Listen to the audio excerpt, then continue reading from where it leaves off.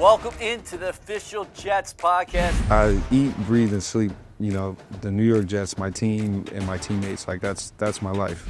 He knows what it means to wear the green and white. That is a tightrope walk across Niagara Falls. That's hard to do. The official Jets podcast is presented by Kendra Scott, the jewelry company that's shining bright and doing good. Shop game day ready jewelry styles and so much more at kendrascott.com. Welcome into the official Jets podcast. We are presented by Kendra Scott. It is the dawn of a new day as we bring in Leger Douzable and Bart Scott. Aaron Glenn, the 22nd head coach in franchise history. Your thoughts, starting with you, Bart. Welcome home, first of all, to Aaron Glenn. I thought that this was a good hire. You talk about what staff he can put together, but you talk about a guy that got, blood in the soil. A guy that's been here, played here, understands not only the fan base, he understands, the pain that they've had to deal with over the last couple of years. So it's personal to him, much like the situation was in Detroit with Dan Campbell, which gives him, I think, an added advantage because as he speaks to the players and the team, he can echo those sentiments about how hard that he wants to play for the fan base and win for the fan base because it matters to him because he's been on both sides as a scout, as a player. The magic that they had with Bill Parcells back in the day, he was part of that glory time as well. And it'd be exciting to see what has he learned in his journeys. He's been surrounded himself around some great coaches, some great coaching staffs, whether it was Sean Payton, whether it was Dan Campbell, and he's seen different perspectives and different ways to build a team. And I'm just excited to hear more about who he plans on bringing with him as he probably competes with his former friend and Ben Johnson for staffing. Leger, you circled AG's name from the get-go when the Jets began their search for a head coach. Why? I think to echo what Bart said, I think we needed somebody in the building that knows what it means to wear the green and white and not just wear it, to bleed it, to live it, right? And that's what Aaron Glenn has done for the green and white. If I'm not mistaken, maybe you and Bart can help me out. When you walk in on the front office side on One Jets Drive and you go up the stairs, isn't there a big picture of Aaron Glenn there? AG is throughout this building, man. He's one of the best Jets who've ever played. Whoever wore it. Correct. So, again, it kind of feeds into the fact what Bart talked about, a guy that has been a New York Jet, right, who's bled green and white. And I think that will resonate, right, with the rest of the players. You saw what happened in Detroit with Dan Campbell, a guy that played for the Detroit Lions, a guy that was a former player. Guys can relate to a guy like that because he knows what it takes to get to the pinnacle, to be a top player in the NFL, and that's what Aaron Glenn does. Before Darrelle Revis, it was Aaron Glenn. That was the corner that everybody looked up to for the New York Jets, right? So I think this was a spot that he touted because it is a homecoming for him. And I think that'll go a long way into the locker room buying into what his vision is for this team. I think he's also a culture changer. I go back to the Hard Knocks episode when Dan Campbell had Aaron Glenn speak in front of everybody. It wasn't just the players. It was the coaches and the front office people as well. And I've never seen a room more engaged, which lets you know he can command the room, which lets you know he's a leader of men. I've talked to numerous people that have played and worked under Aaron Glenn and worked with him, and everybody's had a glowing admiration for who Aaron Glenn is as a leader, right? And I think it's the most important thing. And Bart brought up a really good point because, yes, the Jets haven't officially named a GM, but he has a background in scouting as well. So he's going to be able to help out on the personnel side in regards to bringing in the right personnel into One Jets Drive. So, again, we'll see what his staff looks like, to Bart's point, because that's just as important as bringing the right head coach in, bringing the right staff in, too, to develop the players that's on the roster. But home run hit, I love it because he's not only an ex-player, but he's an ex-Jet, and he knows what it means to wear the green and white. Bart, you played here. What do you think about that narrative that here's a former first-round pick, a guy who's got 24 interceptions, 41 career interceptions as a player, and then he comes back on the scouting side, works in the personnel department on the pro and the college side in 12 and 13, and now he returns his first gig as a head coach, comes back here. Everything coming full circle for Aaron Glenn. Well, like I said, sometimes, I kind of go back to this thing that Bernard Hopkins used to tell me, what's made will last longer than what's born, right? And you talk about, Oh, where did he get, how did he arrive to this point? Well, it was with hard work. And, I remember listening to him on my radio show. We played a clip of him on the pivot talking about how he wanted to start from the bottom. He didn't want to have to skip any steps because he wanted to know when he got the opportunity that he'd be prepared for it. And being on every aspect of it means that he can speak to it and he understands the process and he can understand where the process can maybe be better if it's not there because he has firsthand experience and knowledge about those experiences. So that's what I like about the fact that, he's a guy that wasn't an overnight success story as far as in the coaching realms. He kind of paid his dues and he's earned every right that he's gotten. And this was the right time, talk about, being on the stage. Everybody knew that the Lions were going to have a spotlight on him coming off of the season that they had the year before, and he didn't underwhelm. You talked about he did the best of what he had. And even if you go to the playoff game, we had Moments Brown on the show as well, and he just spoke to the injuries and the importance of, what he was dealing with, because I wanted people to hear from Moments, who's a Lion who calls their games, to talk about, the adversity that he had to deal with, losing, I forgot the corner's name, the first play of the game, and then losing another. Robinson. Yeah, Robinson, and then losing the other player to a hamstring after he already had 18 injuries. They weren't all defensively, but he kept continuing to find ways, and that's what being a coach in football is all about. Like, don't tell me who I have and what I have. Don't tell me what I don't have. Tell me what I do have, and I'll find a way to coach around it. And he did an excellent job in coaching around it. It wasn't his day, unfortunately, but he showed that, when adversity hits, he doesn't blink. He still had guys prepared. He still was able to go, beat the 14-2 Minnesota Vikings, and he was trying his best to try and find a way to patch that defense up together. That's football. And especially if they're going to go to an 18-game season, I need somebody that can coach whoever they have and be able to put it together. How much will that most recent experience Deuce help him? He was a defensive coordinator under Dan Campbell there with the Lions for 4 years. That group started 3-13-1. They were 1-6 in that second year, and they stuck to the process. They win 2 consecutive NFC North rounds. They win 4 playoff games. They advanced the NFC Championship game found the 2023-24 season. And Bart just talked about how they were decimated with injuries. And still, with that being said, they won 15 games in Detroit this season. I think it speaks volume how he was able to get players to still buy in, even dealing with that type of adversity, right? Because when you go 3-13-1, a lot of guys would pack it up, right? And then the next season you start 1-5, 1-6. And Bart, you know this because you played a long time. Like, it could be a snowball effect. Like, here we go again, right? But they kept everybody together. And you talked about it, EA. Like, they were decimated on that side of the ball. And this was the first year on that team where AG actually got the personnel that kind of fit his mold, right? Because let's not forget, right? They brought in Amik Robinson. He was with the Raiders last year, right? Carlton Davis was a guy that was with the Bucs and they traded for him. And when he actually had all his guys, they were a top 5 defense, Bart and EA. Like, people tend to forget that. And even when Aiden Hutchinson went down, for like the next 3 or 4 weeks, they were still a top 5 defense and one of the most opportunistic defenses in all of football. I go back to that San Francisco game where they were decimated with injuries, and yet Kirby Joseph still gets 2 interceptions and sways the game in their favor. Yes, they gave up a ton of yards, but you know this, Bart. If you can turn the other team over with the type of offense that the Lions have, you got a good chance to win the game. And you talked about how Amik Robinson stood toe-to-toe with Justin Jefferson. You don't think that confidence came from a guy like AG who was undersized just like Amik Robinson, who probably gave him some confidence going into this game and saying, hey, they doubted me too. They didn't think I could do it at a high level because I was undersized. And Amik Robinson kind of reminds me of Aaron Glenn because the tenacity and the grit that he plays with reminds me of what Aaron Glenn had to go through when he was at corner because he was an undersized corner. So I think it just speaks volume to the leadership that Aaron Glenn had. You guys talked about ad nauseum the injuries they dealt with on the defensive side of the ball. And whether it was a guy coming off the street, he got them all to buy in. Right now, again, they gave up a ton of yards, but that's what is expected.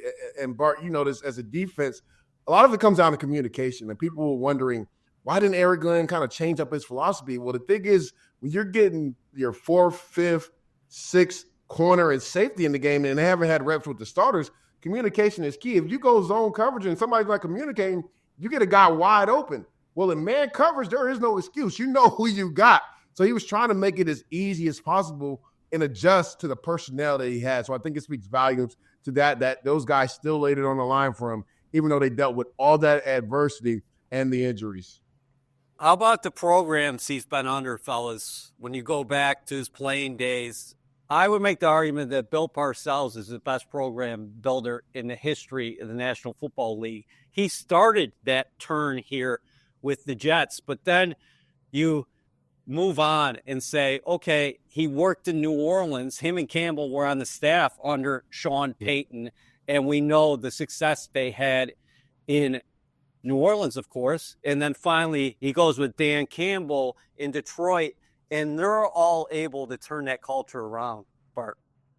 Well, it just goes to show that, he was taught well. He's taught different philosophies. I'm sure he learned something from every coach that he was around.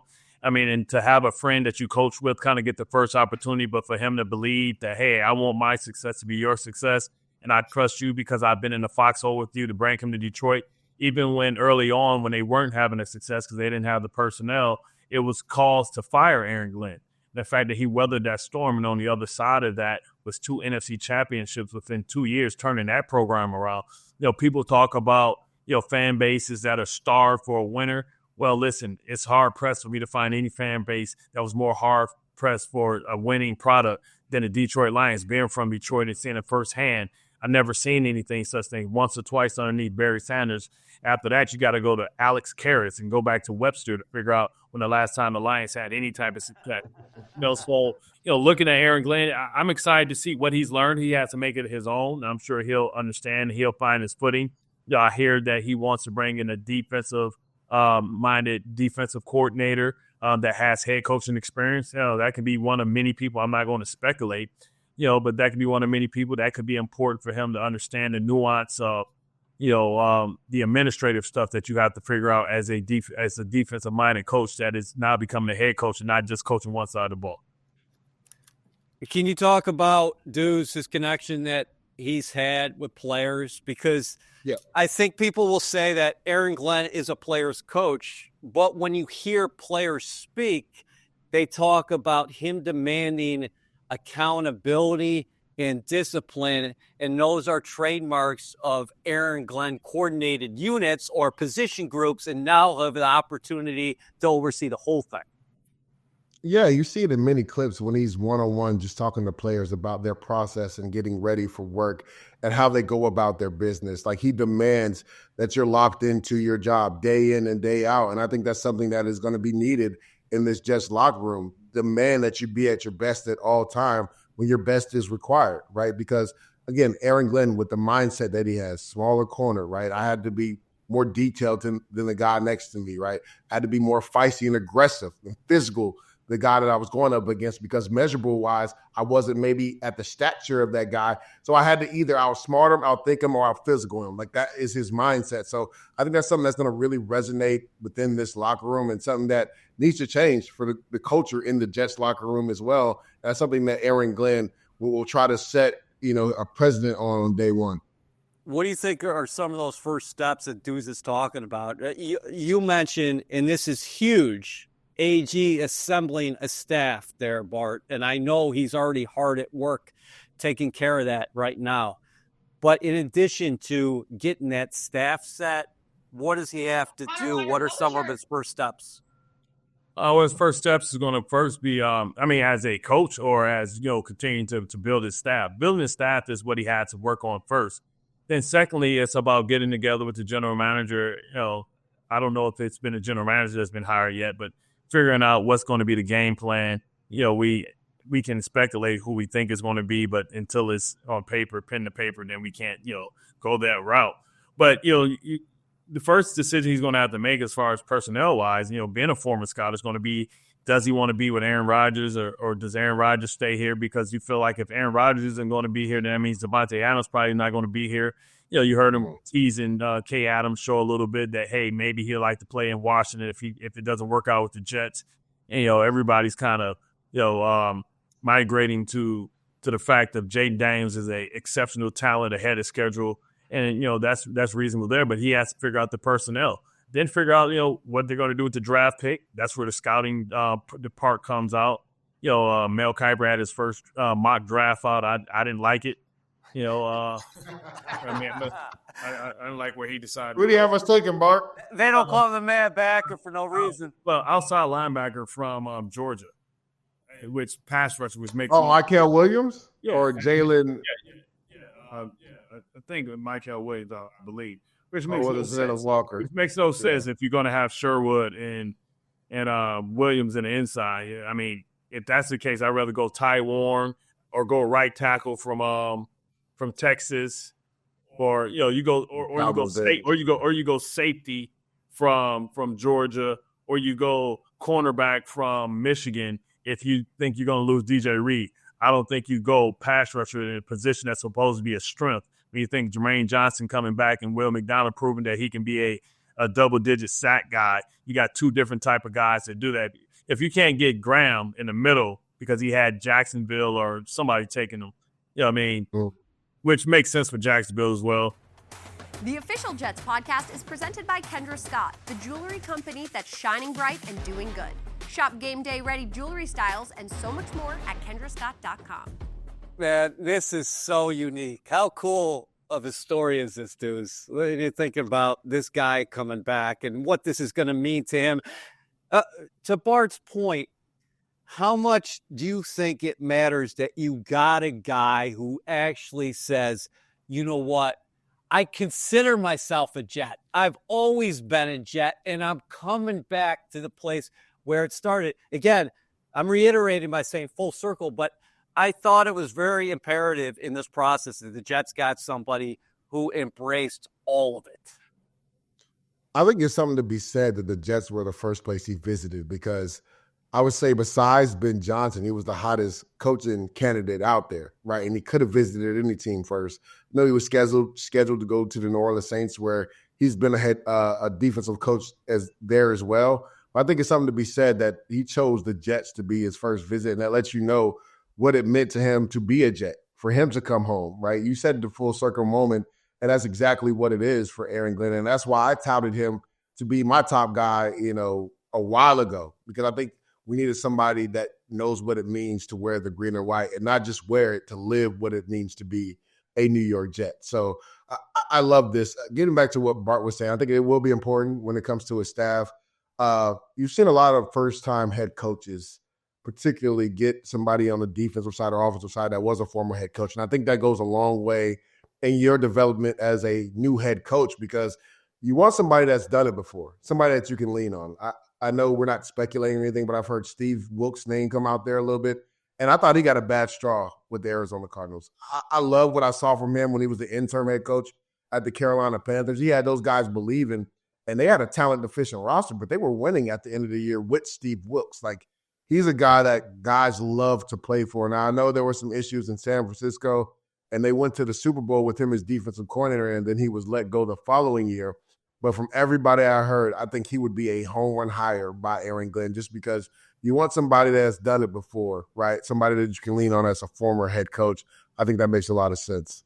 I mean, I don't know if it'll happen if we on a podcast and it's a Jet podcast. Let's give the fans what they want. Come on, quit playing. If you think about a former head coach, you think about Rex Ryan. You know what I mean? You talk about how crazy that was. I mean, that one makes a lot of sense, too. If he came back full circle, I know people have speculated that, oh, well, maybe Rex wouldn't do that. I know he interviewed for Dallas, and maybe this would be a little bit too personal for him to come back when he interviewed for the job here. But, we did watch Vance Joseph do it. But I just been hoping for this team for a long time that somebody can turn this team into a 3-4 team. So I'm wishing for somebody whose specialty is a 3-4 team, because I would love to see, Quinnen as a 5 technique, and then also pair him with Graham and just find whoever's the fattest dude that's out there and pluck him right in the middle. Maybe tell Pierce for the Ravens, hey, man, don't retire. Just come bring your fat ass here. and just sit in an eighth. I mean, to your point, Rex and Steve Wilkes run a 3-4 system, and Aaron Glenn does too, essentially. Okay, so Steve Wilkes on a 3. Yeah. So, that's what he runs. It would make sense.